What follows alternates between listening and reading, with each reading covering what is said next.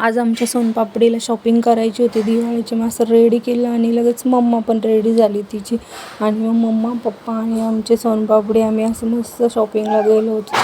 पप्पाच्या चोरून व्हिडिओ बनवला बरं का, नाही तर काहीतरी तोंडबिंड वाकडं करतील, व्हिडिओज बिघडवून टाकते. म्हटलं आता लक्ष नाही तर घ्यावं काढून. मग असं मस्त शॉपिंग करायला गेलो होतो. आमच्या सोनपापडीला बरं नव्हतं, पण म्हटलं मग सुट्टी आहे आज तर घेऊन या, नाहीतर मग राहून गेलं असतं.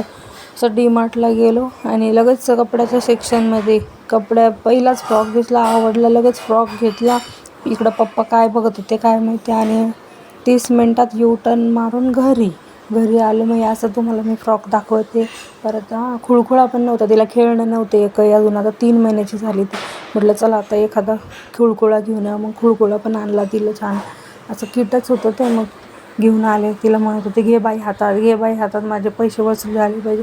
कशाची भीती, पोरगी काही ऐकत नव्हती. मग तिला सर्दी झालेली होती, म्हटलं थोडंसं ओव्याने शेकून घ्यावं.